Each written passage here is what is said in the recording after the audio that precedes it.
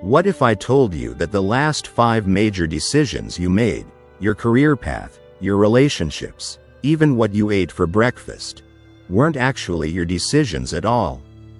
That behind the illusion of free will, there's an intricate web of cognitive traps so subtle, so deeply embedded in how your mind works, that you mistake their influence for your own authentic choices. Every morning, Marcus wakes up at exactly 6:47 a.m., not because his alarm is set for that time, but because his mind has been conditioned by a pattern he doesn't even recognize. He reaches for his phone before his feet hit the ground, scrolls through the same apps in the same order, and feels anxious when his routine is disrupted. Marcus believes he's in control of his day, but he's actually living inside an elaborate psychological cage built from invisible behavioral triggers, cognitive biases, and environmental cues that manipulate his choices without his awareness. You are Marcus. We all are. The human mind, despite its incredible capacity for reasoning and creativity, operates under the constant influence of what cognitive scientists call choice architecture, the invisible framework that shapes our decisions before we even realize we're making them. These aren't the obvious manipulations you might expect, like advertising or peer pressure.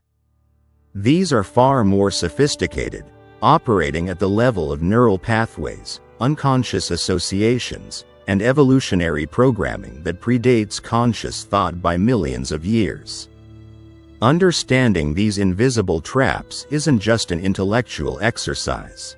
It's the difference between living a life of genuine intention and spending decades as an unconscious participant in patterns that were designed by forces outside your awareness. Today, we're going to explore the hidden mechanisms that control your choices, why your brain evolved to be susceptible to them, and most importantly, how to recognize and neutralize their influence so you can build habits that actually serve your long-term success. Consider this unsettling reality. Neuroscientist Benjamin Libet's groundbreaking experiments revealed that our brains initiate actions up to 350 milliseconds before we become consciously aware of our intention to act.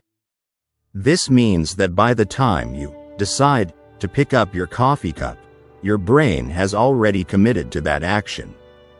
What we experience as decision-making is often just our conscious mind catching up to choices that have already been made at a subconscious level.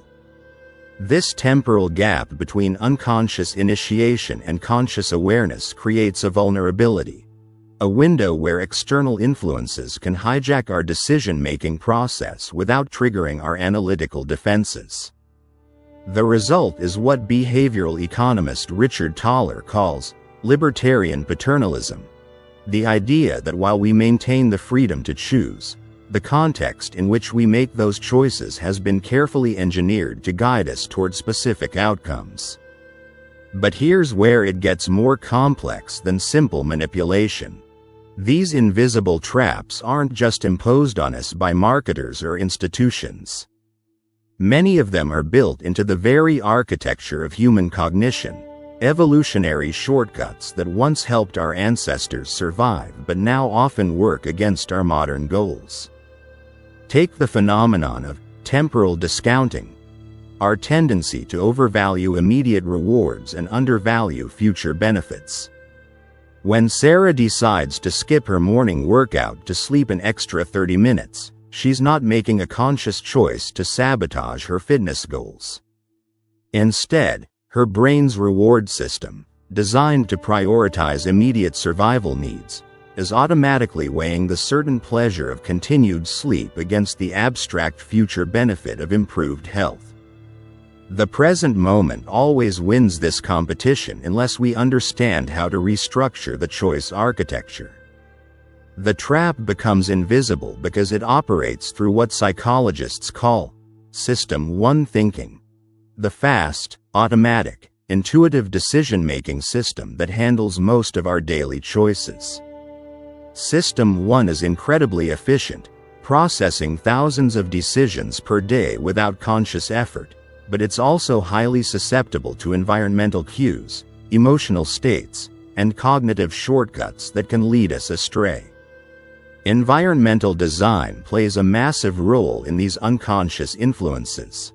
The placement of objects in your physical space, the sequence of your daily activities, even the lighting and temperature of your environment are constantly sending signals to your subconscious mind about what behaviors are appropriate and expected.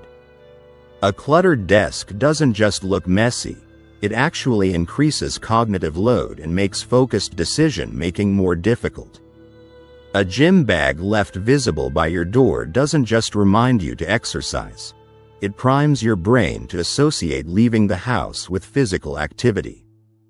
The concept of behavioral priming reveals perhaps the most disturbing aspect of these invisible traps: how external stimuli can activate specific neural networks and influence our actions without any conscious awareness of the connection. In a famous study by John Bargh at Yale University, participants who were exposed to words related to elderly stereotypes, gray, wrinkled, Florida, walked significantly slower down a hallway afterward, despite having no conscious memory of seeing those words. This isn't just a laboratory curiosity.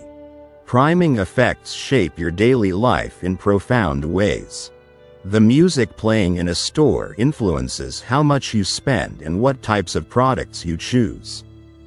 The colors in your environment affect your mood and decision-making patterns. Even the names of the people around you can unconsciously activate certain behavioral tendencies through associative memory networks. Consider how this operates in the context of habit formation.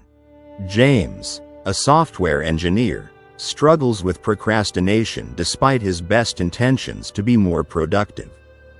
He's tried numerous productivity systems, time blocking techniques, and motivational strategies, but nothing seems to stick. What James doesn't realize is that his work environment is loaded with subtle cues that prime procrastination behaviors. His computer desktop wallpaper, a beautiful landscape photo, unconsciously triggers thoughts of escape and leisure. His smartphone, positioned within easy reach, creates a constant low-level anxiety about missing messages that makes sustained focus nearly impossible.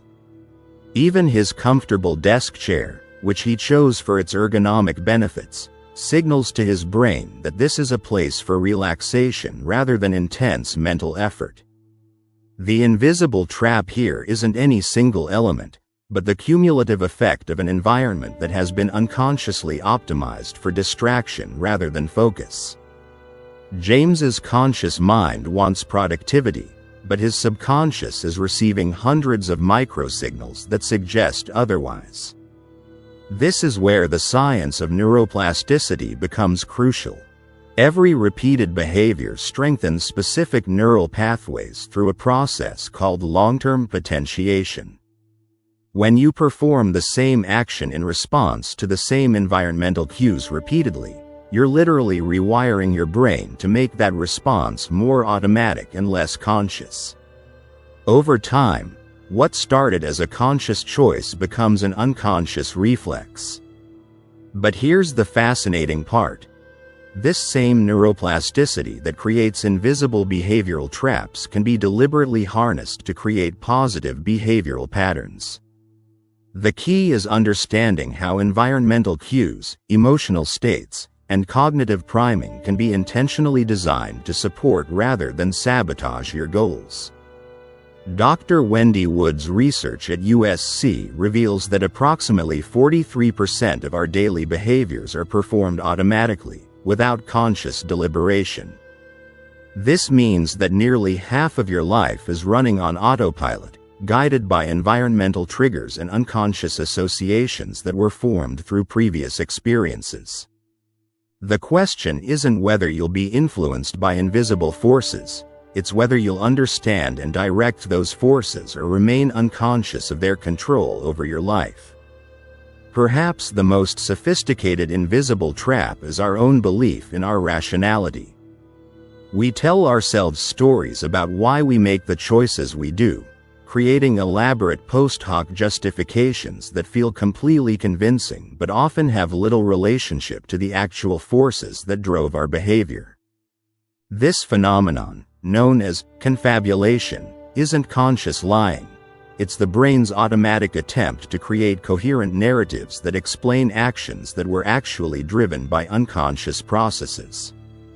Think about the last time you made an impulse purchase. If someone asked you to explain why you bought that item, you'd probably provide a reasonable-sounding explanation. I needed it, it was a good deal, or, I've been meaning to get one of those. But the reality is likely far more complex and less flattering to your sense of autonomous decision-making. The purchase was probably influenced by a combination of factors you weren't consciously tracking. Your emotional state, the store's layout and lighting, recent exposures to marketing messages, social comparison triggers, and dozens of other environmental and psychological variables. This is what makes these invisible traps so insidious. They operate beneath the threshold of conscious awareness while leaving our sense of personal agency intact. We feel like we're making deliberate choices, which prevents us from questioning the actual source of our behavioral patterns. The retail industry has spent billions of dollars researching and exploiting these unconscious decision-making processes. Grocery stores place milk and bread at opposite ends of the store not out of convenience, but to force customers to walk past more potential impulse purchases. The eye-level shelves contain the highest margin items, while less profitable options are placed higher or lower where they require more intentional searching.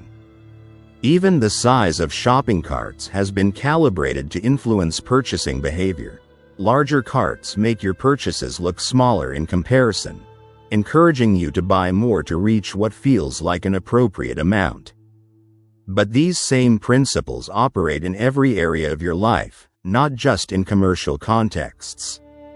Your social environment is constantly shaping your behavioral choices through invisible mechanisms of social proof, conformity pressure, and identity signaling. The people you spend time with, the media you consume, even the language patterns you're exposed to are all influencing your decisions in ways that feel natural and self-determined but are actually highly predictable responses to social and environmental cues.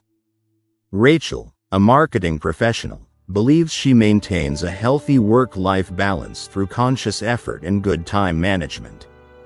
But a closer examination reveals that her behavior is actually driven by invisible social pressures within her company culture.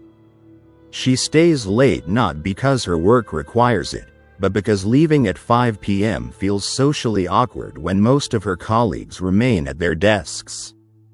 She checks email during personal time not because it's necessary, but because the anxiety of falling behind in the constant stream of communication feels more uncomfortable than sacrificing her leisure time. Her choice to prioritize work over personal time isn't really a choice at all. It's an unconscious response to environmental pressures that have been normalized within her professional context. The trap is reinforced by the story she tells herself about being dedicated and responsible, which makes her feel good about behaviors that are actually undermining her long-term well-being and effectiveness.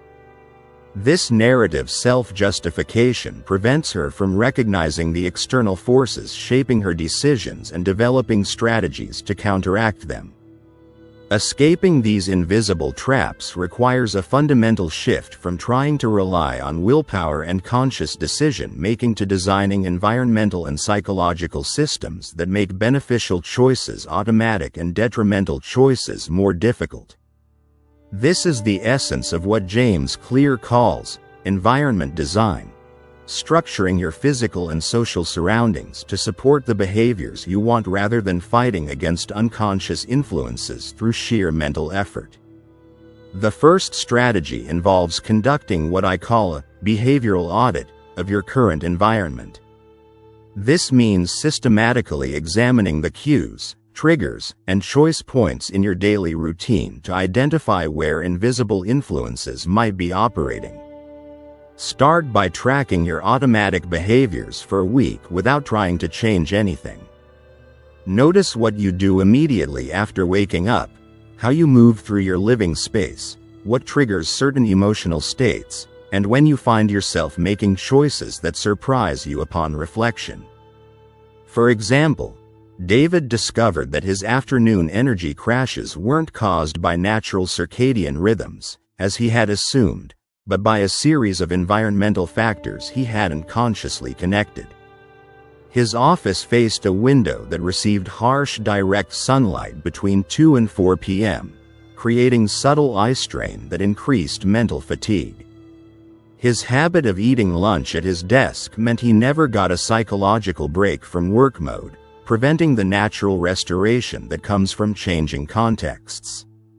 And his tendency to drink coffee throughout the morning created an artificial energy peak that made the natural afternoon dip feel more dramatic than it actually was.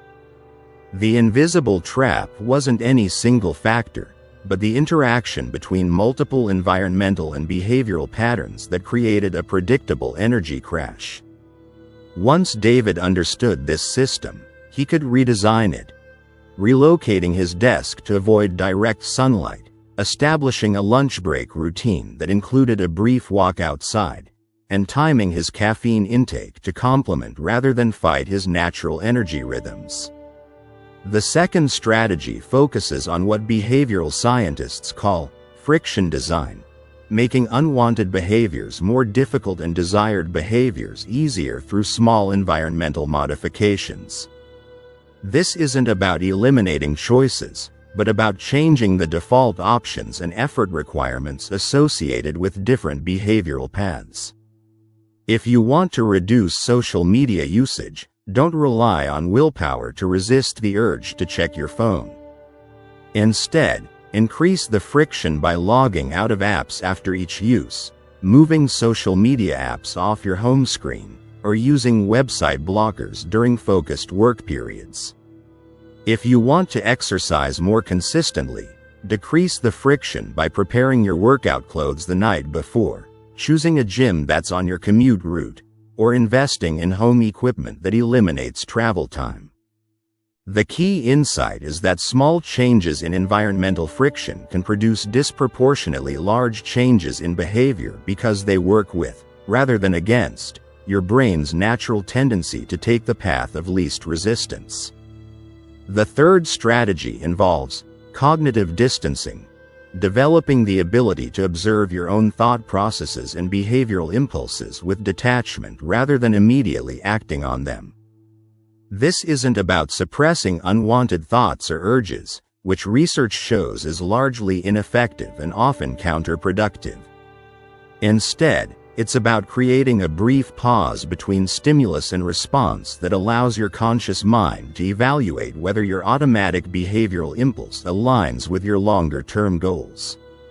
One powerful technique for developing cognitive distancing is what psychologist Ethan Kross calls self-distancing, referring to yourself in the third person when analyzing your behavior and decision-making. Instead of asking, "Why do I keep procrastinating on this project?"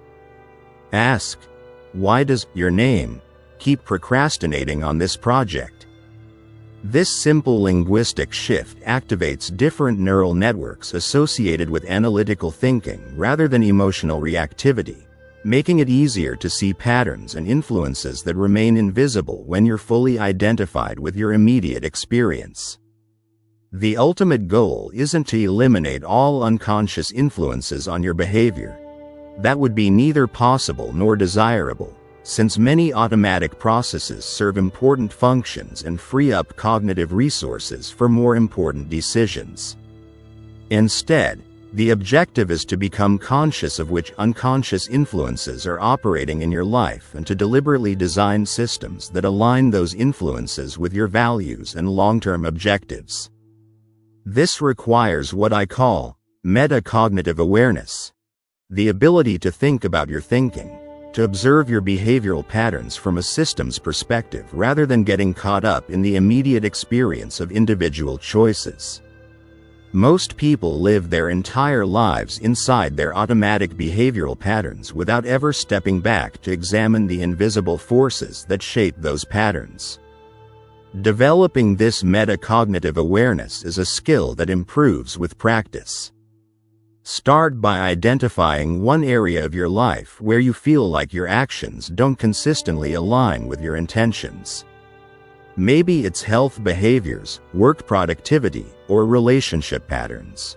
Instead of trying to change the behaviors directly, spend time observing and documenting the environmental cues, emotional states, and social influences that precede those behaviors. Look for patterns that repeat across different contexts. Do you make impulsive decisions when you're stressed?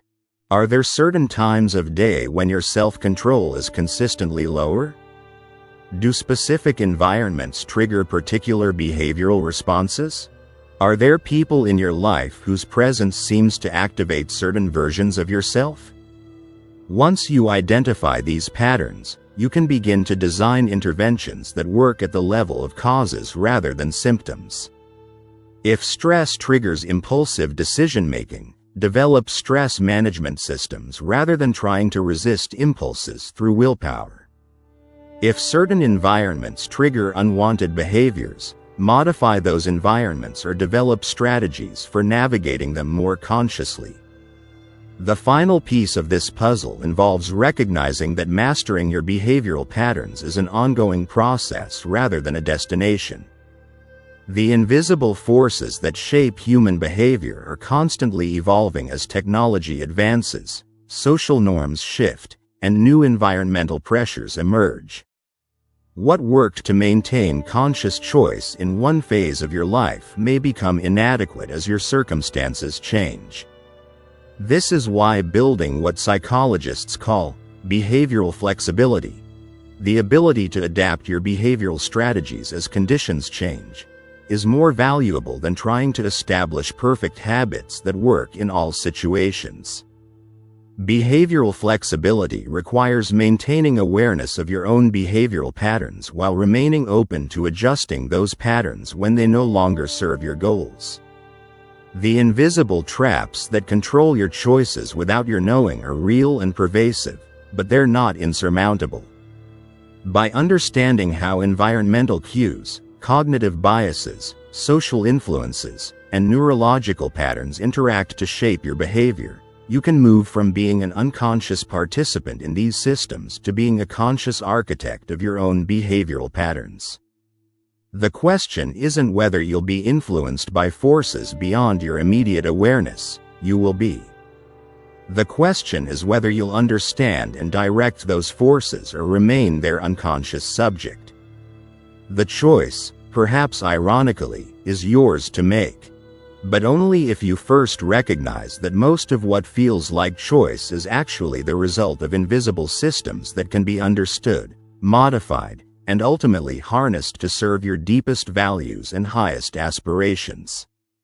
Your behavioral patterns are not fixed features of your personality. They are dynamic systems that respond to environmental, social, and psychological inputs. Change the inputs, and you change the outputs. Understand the system, and you can redesign it. The invisible traps only remain traps as long as they remain invisible. Remember to subscribe for more science-based insights on building habits that create lasting success, and let me know in the comments which invisible influences you've discovered in your own life.